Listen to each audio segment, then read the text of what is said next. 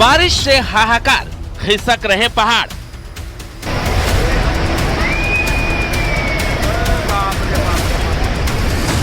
पांच सेकंड में मकान की जल समाधि। लहरों के बीच जब फंस गई जिंदगी।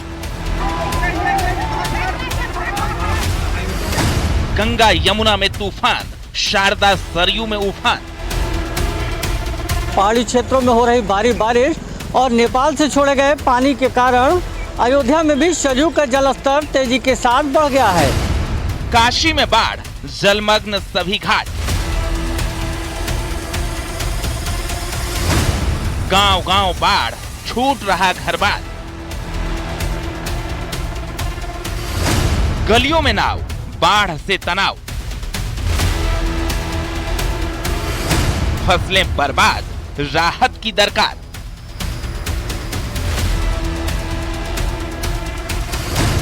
पहाड़ से मैदान तक सितंबर का सैलाबी सितम।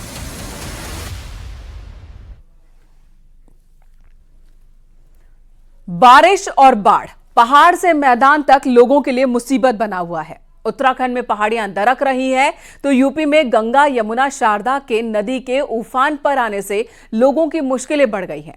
गांव-गांव नाव चल रहे हैं। घर छोड़कर लोग सुरक्षित स्थानों पर शरण लेने को मजबूर हैं। देखिए उत्तराखंड से यूपी तक बाढ़ से कैसे हाहाकार मचा हुआ है।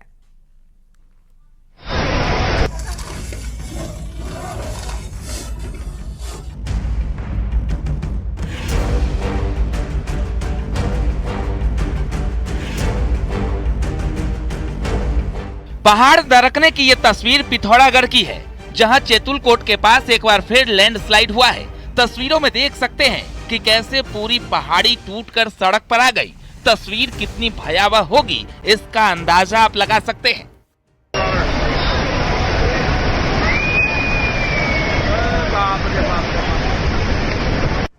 पिथौरागढ़ ही नहीं, चमोली से भी लैंडस्लाइड की ऐसी ही तस्वीर सामने आई है।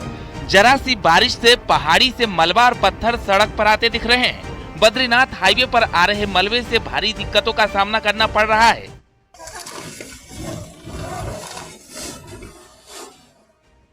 पहाड़ पर तबाही के बीच मैदानी इलाकों में भी बाढ़ और बारिश का सैलाबी सितंबर चल रहा है।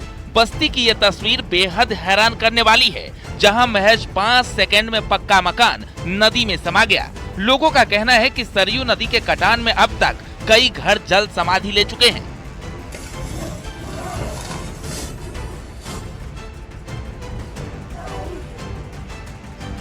बनबसा बैराज से पानी छोड़े जाने के बाद शारदा नदी का पानी प्राण लेने पर आमादा है। कई गांव बाढ़ की चपेट में हैं। इसी बीच एक हैरान करने वाला वीडियो भी सामने आया, जहां शारदा नदी की लहरों के बीच एक आदमी फंस गया। आधे घंटे तक मौत से जूझने के बाद एक नाविक ने लहरों के बीच से उसे बचाया।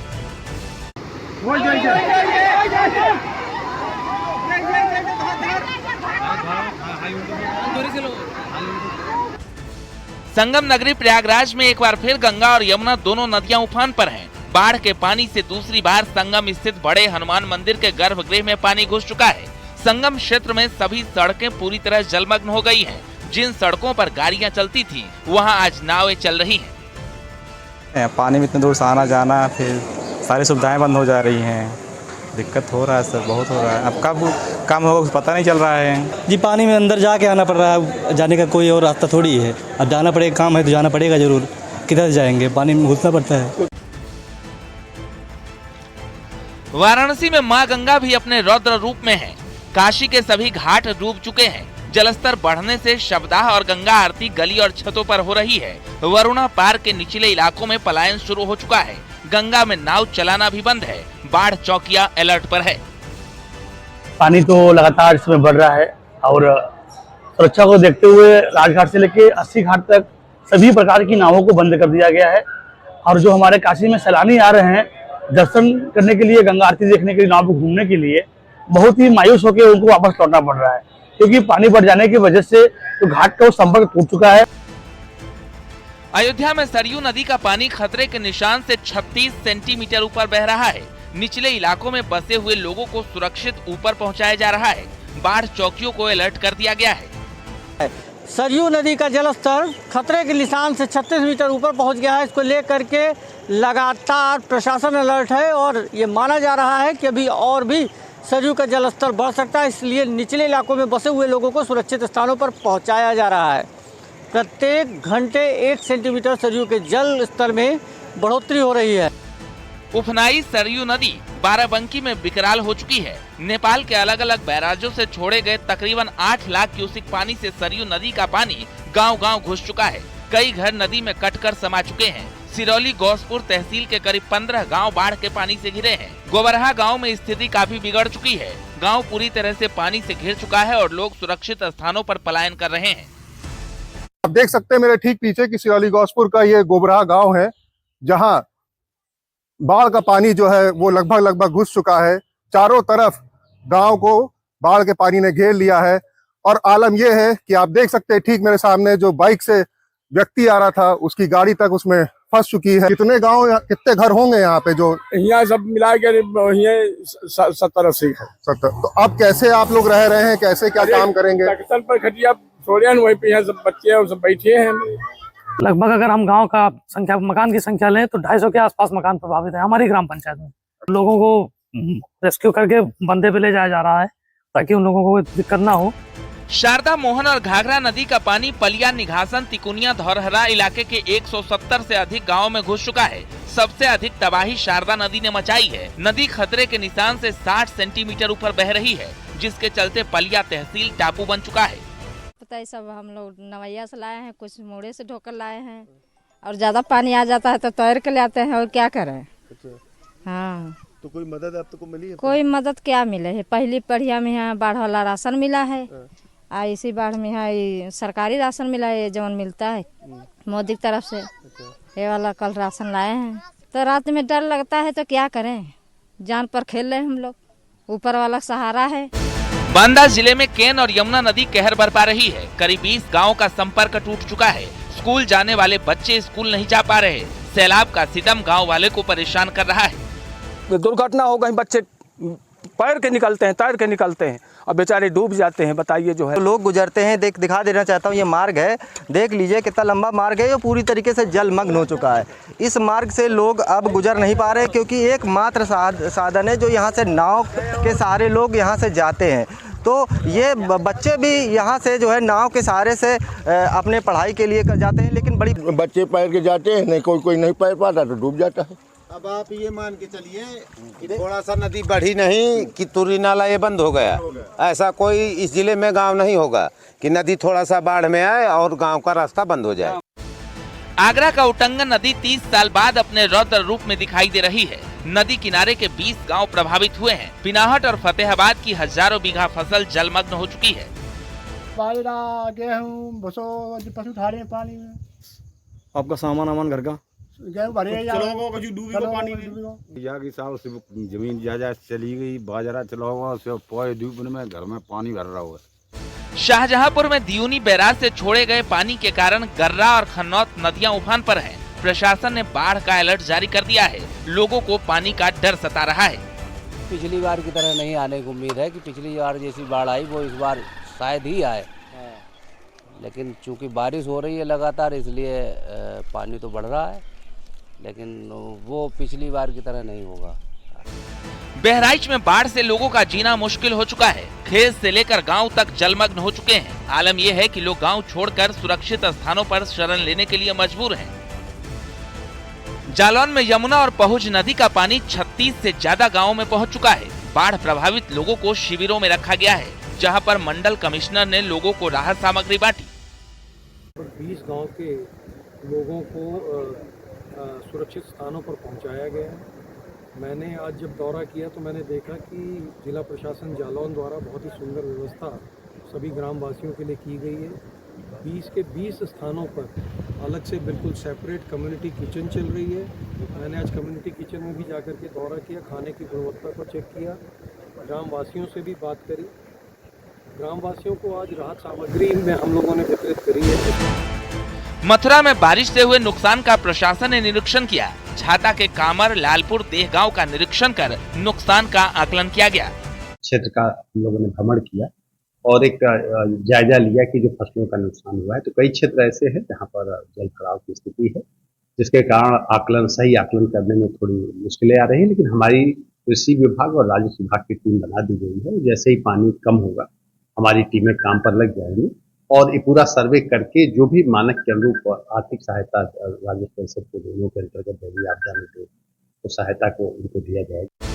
बारिश और बाढ़ से इस वक्त मैदान से पहाड़ तक मानो हाहाकार मचा हुआ है। कई जगहों पर मौसम विभाग ने अभी भी बारिश का अलर्ट जारी कर रखा है, यानी सैलाबी सितंबर का सितम अभी खत्म नहीं हुआ है। Bureau report, news 18। प्रयागराज की बात की जाए तो यहां बाढ़ से स्थिति बदतर होती जा रही है। गंगा और यमुना का पानी निचले इलाकों में घुस चुका है, जहां नाव से प्रशासन राहत सामग्री पहुंचा रहा है। एनडीआरएफ की टीम बाढ़ प्रभावित इलाकों में नाव से घर घर पहुंचकर खाने पीने के जरूरी सामान पहुंचा रही है। जिन घरों में लोग फंसे हुए हैं उन्हें यहां से सुरक्षित निकाला जा रहा है और कुछ को निकालने की तैयारी है। पिछले 2 दिन से जैसे गंगा और यमुना दोनों का स्तर लगातार बढ़ रहा है, जल स्तर कुछ आवासीय क्षेत्रों में पानी प्रवेश कर चुका है। इसी सिलसिले में आज फाफामऊ क्षेत्रों में हम लोग आए हैं। जिस भी मकान में पानी गया है वहां लोगों को सुरक्षित बाहर निकाला जाए, उनको शेल्टर तक पहुंचाया जाए और उनको प्रॉपर जो है लंच, ब्रेकफास्ट, जो जिस भी चीज़ें की ज़रूरत है उनको मुहैया कराया जाएगा। अभी यहाँ पर एसडीएम जो है सुराव भी पहुँचने वाले हैं। बहुत जल्द यहाँ पर अभी फूड पैकेट का वितरण होगा और एनडीआरएफ टीम जो है उनको पहुंचाएगा, जो भी लोग अभी बिल्डिंग में फंसे हुए हैं। बाढ़ की स्थिति अभी फिलहाल तो अभी ट्रेंड में है। अभी जल स्तर बढ़ रहा है, आगे 1 से 2 दिन अभी थोड़ा और बढ़ने की संभावनाएं हैं। जो कानपुर डैम से पानी छोड़े गए हैं, 2.5 से 3 दिन लगता है उसको प्रयागराज पहुंचने में, तो वही संभावनाएं हैं। अगर इनके बीच में अगर थोड़ा सा सामान्य स्थिति रहा, पानी अगर आगे निकल गया तो फिर वो पानी का बहुत ज़्यादा असर नहीं होगा। इधर यूपी में पर्यटन के आंकड़े जारी किए गए हैं, जिसमें बताया गया है कि 2024 से पहले 6 महीने में यूपी में विभिन्न पर्यटन स्थलों पर 33 करोड़ सैलानियों ने दौरा किया। इनमें से 1/3 पर्यटक अयोध्या नगरी पहुंचे। अयोध्या राम मंदिर में रामलला की प्राण प्रतिष्ठा के बाद रिकॉर्ड तोड़ श्रद्धालुओं ने भगवान के दर्शन किए हैं। अयोध्या ने एक बड़ी तीर्थ नगरी के रूप में अपनी नई पहचान बनाई है। रोजाना लाखों की संख्या में राम भक्त राम मंदिर पहुंच रहे हैं। आंकड़ों के मुताबिक अयोध्या में 2024 से पहले 6 महीने में कम से कम 11 करोड़ श्रद्धालुओं और सैलानियों ने रामलला के दर्शन किए 2024 के पहले 6 महीने में। वहीं वाराणसी में 4 करोड़ 61 लाख पर्यटक पहुंचे हैं। यूपी के अन्य पर्यटन स्थलों की बात की जाए तो प्रयागराज में भी 4 करोड़ 61 लाख, वहीं मथुरा में 3 करोड़ 7 लाख सैलानी पहुंचे।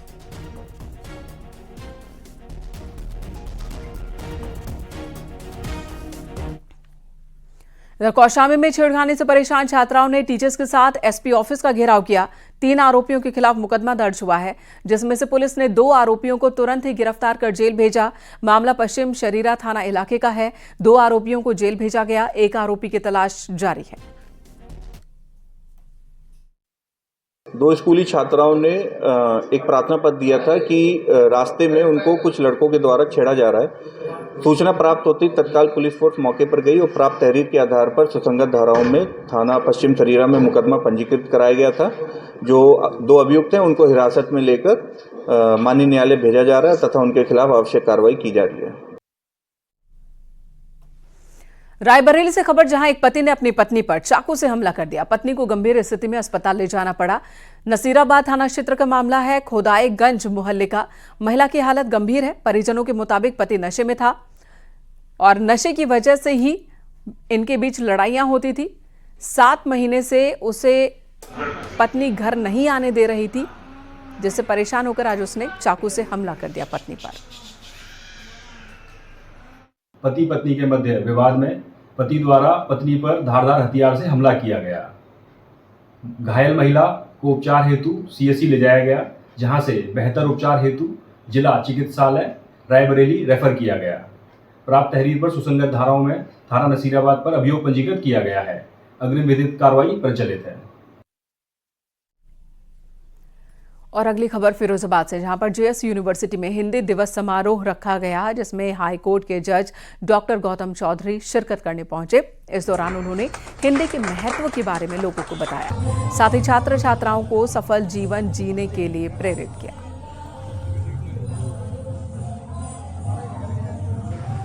सरल, त्वरित और सर्वव्यापी न्याय व्यवस्था स्थापित हो सके, हर वादकारी को अपना निर्णय अपनी भाषा में, सरल भाषा में उपलब्ध हो और वो उसको समझ ले, इसलिए मेरा एक प्रयास है कि हिंदी में अगर हम निर्णय करते हैं तो सरलता से सबको पहुंच जाएगा, और जो वो कहना चाहता है, जो वो सुनना चाहता है और जो समझ पाएगा वो सरल भाषा में हो जाएगा।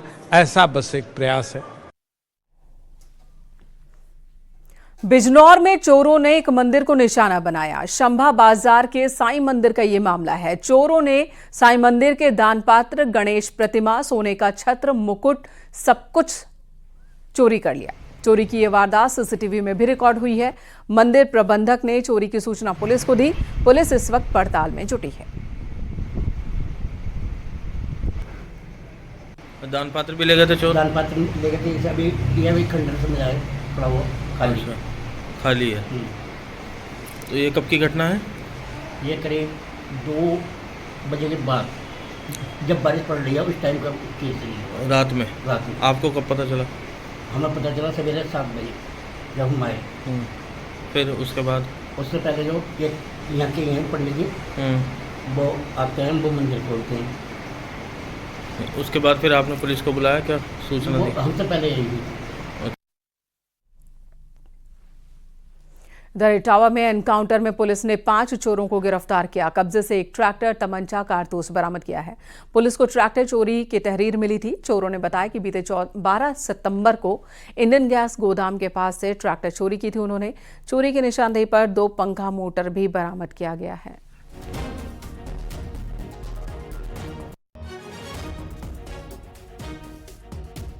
पांच लोग पकड़े गए हैं, जिसमें एक चोरी का ट्रैक्टर बरामद हुआ है और उसके साथ साथ पुलिस मुठभेड़ का जो अभियोग होता है वो भी दर्ज किया गया है।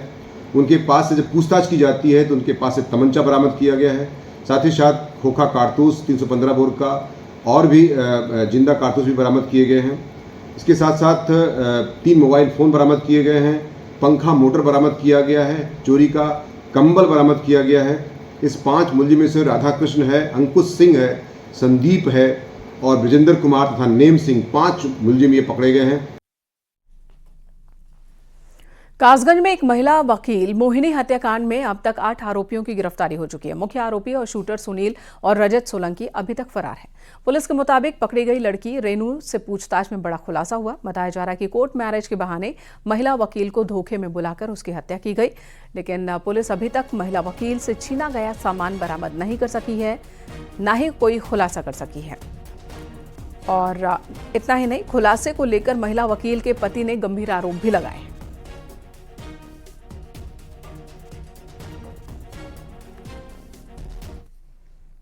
कौशाम्बी में 2 समुदाय के बीच बवाल हो गया। धारदार हथियार से हुए हमले में कई लोग जख्मी हो गए। गांव में पुलिस फोर्स की तैनाती करनी पड़ी है। हिंदुवादी संगठन के लोगों ने थाने का घेराव किया है। मामला हरायपुर गांव का है। हैंडपंप का सामान खरीदने को लेकर विवाद हुआ था।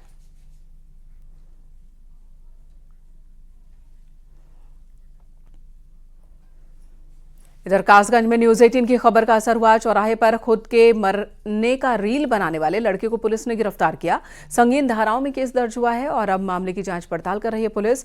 ये मामला राजकोट तिराहे के पास का है। मुकेश नाम के लड़के ने फेमस होने के लिए खुद के मरने की रील बनाई थी।